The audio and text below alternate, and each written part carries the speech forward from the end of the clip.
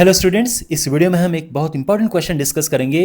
यहाँ पर आप देख सकते हैं क्वेश्चन ये है कि two rails are represented by the equations this and this. दो रेल्स हैं, रेल्स मीन्स दो पटरियां हैं, उनकी ये इक्वेशंस हैं। Will the rails cross each other? क्या ये जो रेल्स हैं, ये पटरियां हैं, क्या ये एक दूसरे को क्रॉस करेंगे? एक दूसरे को क्रॉस करने का मतलब ये है कि एक अगर ऐसी जा रही है तो दूसरी ऐसी जा रही है। क्या ऐसा है? क्वेश्चन ये कई तरह से पूछा जा सकता है। ये भी हो सकता है कि यहाँ पर दो पाथ हों, दो सड़कें हों, टू रोड्स आर रिप्रेजेंटेड, ये भी हो सकता है। तो यहाँ पर क्वेश्चन ये है कि क्या ये एक दूसरे को क्रॉस करेंगी? तो देखो, क्रॉस करने का मतलब है कि क्या वो एक पॉइंट पे इंटरसेक्ट करेंगी, और हमने यही फाइंड करना है। इस क्वेश्चन को करने के दो तरीके हैं। ये जो एग्जाम्पल 7 है, अगर आप अपनी बुक में देखें तो ये एक अलग तरह से बता रखा है, सब्स्टिट्यूशन मेथड से। मैं वो भी आपको बताऊंगा, लेकिन आप उसके बिना भी कर सकते हैं और वो भी आपके सिलेबस में है। तो दोनों ही जो मेथड मैं आपको बताऊंगा, दोनों ही आपके सिलेबस में है, एग्जाम में आते हैं, दोनों में से आप कोई भी अप्लाई कर सकते हैं। ओके, तो इस तरह से हम लिखेंगे कि if the rails cross each other, और ईच अदर को क्रॉस करने का मतलब है कि if they intersect at a point, है ना, वो एक पॉइंट पे अगर इंटरसेक्ट करते हैं, तो इंटरसेक्ट करना यानी क्रॉस करना। तो जो ये इक्वेशंस हैं, इनका एक यूनिक सोल्यूशन होगा। यूनिक सोल्यूशन का मतलब ये है कि एक वैल्यू हमें x की मिलेगी, एक वैल्यू हमें y की मिलेगी। सिंपल, ये है यूनिक सोल्यूशन। ओके, यानी एक्स वाई का जो सोल्यूशन है उसका ओनली एक ही सेट हमें मिलेगा कि x ये है और y ये है। अगर इसका यूनिक सोल्यूशन नहीं मिलता है, it means they will not cross each other. Okay, अब देखो, यहीं से दो मेथड्स की शुरुआत होती है कि आगे इसको जो हम करेंगे, ये इसको करने के दो मेथड हैं। तो सबसे पहले मैं आपको फर्स्ट मेथड बताता हूं, जो कि इजी मेथड है। तो इक्वेशंस क्या हैं जो इक्वेशंस रेल्स को रिप्रेजेंट करती हैं? एक तो है x plus 2y minus 4 is equal to 0।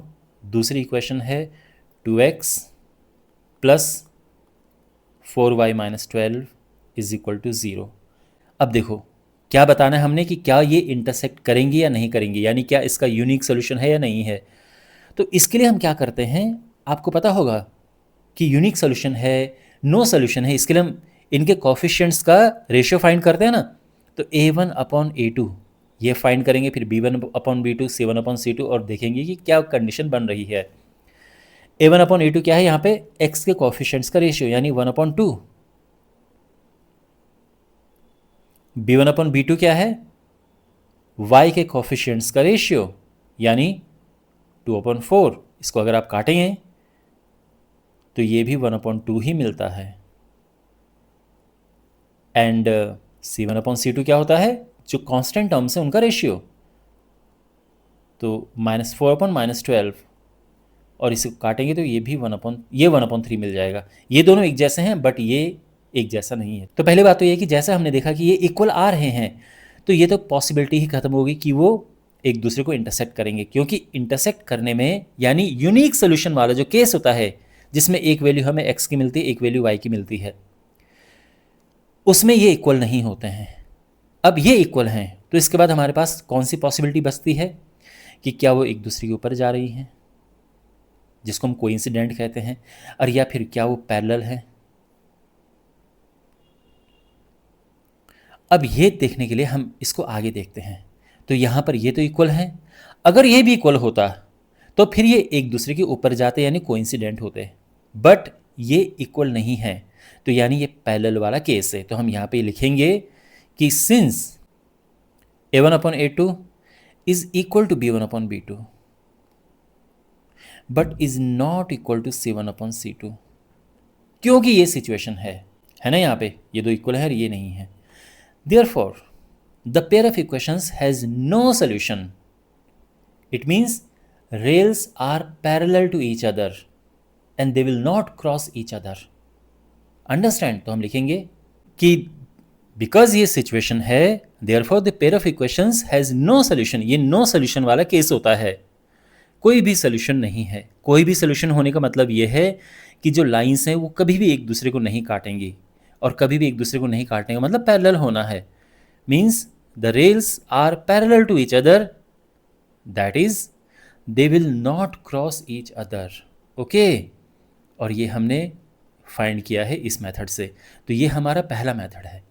अब मैं आपको दूसरा मेथड बताऊंगा। अगर आप अपनी बुक में ये एग्जांपल देखें तो उन्होंने ये वाला मेथड बता रखा है, दूसरा वाला मेथड।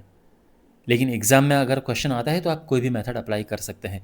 देखो, दूसरा मेथड इस पे बेस्ड है कि एक्स और वाई का कोई सोल्यूशन नहीं मिलेगा हमें, इसी पे बेस्ड है। लेकिन हम इस बार कोफिशिएंट्स का यूज़ नहीं करेंगे, हम सॉल्व करने की कोशिश करेंगे।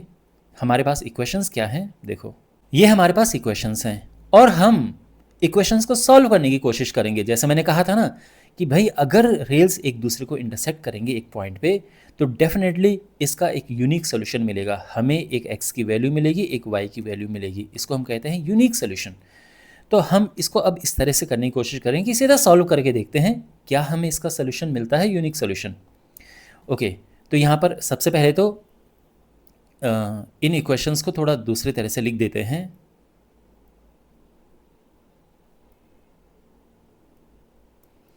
तो यहाँ पर x plus 2y is equal to 4, ये हमारी पहली इक्वेशन है। और इसको उधर लेके जाएंगे तो 2x plus 4y is equal to 12।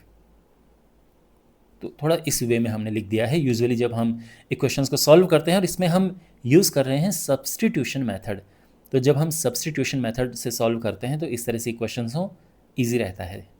नहीं तो सॉल्व तो आप ऐसे भी कर सकते हैं। अब हम इक्वेशन 1 से x की वैल्यू इक्वेशन 2 में सब्स्टिट्यूट करेंगे। फ्रॉम इक्वेशन 1, देखो इक्वेशन 1 से x मिल जाएगा हमें क्या, ये उधर जाएगा तो x में ये मिल जाएगा ना। And substituting this value of x in equation 2, तो इससे हम इक्वेशन 2 में पुट करेंगे। तो ध्यान से देखो इक्वेशन 2 क्या है हमारे पास, 2x plus 4y is equal to 12। अब हम क्या करेंगे, x की जगह पे हमने ये सब्स्टिट्यूट करना है, plus 4y is equal to 12। अभी इसको हम सिंप्लीफाई करेंगे और तो ये हो जाएगा 8 minus 4y plus 4y is equal to 12। 4y से 4y कैंसिल और ये हमें मिलेगा 8 is equal to 12। 8 is equal to 12, समझ आ रहा है? इसका मतलब ये है कि ये फॉल्स है और x की किसी भी वैल्यू के लिए ये पॉसिबल नहीं हो सकता। It means x and y की कोई भी वैल्यू नहीं है।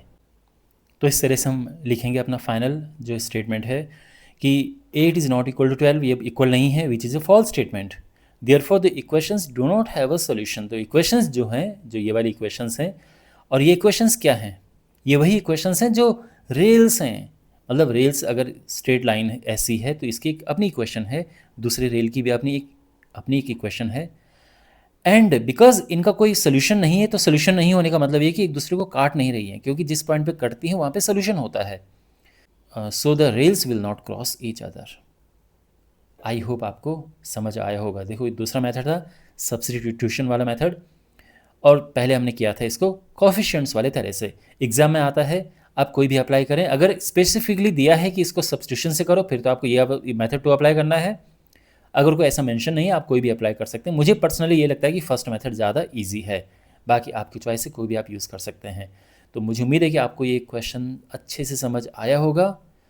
इस चैप्टर के बाकी वीडियोस के लिए डिस्क्रिप्शन बॉक्स में प्लेलिस्ट चेक करें और चैनल को ज़रूर सब्सक्राइब करें। मिलते हैं अगले वीडियो में, टेक केयर।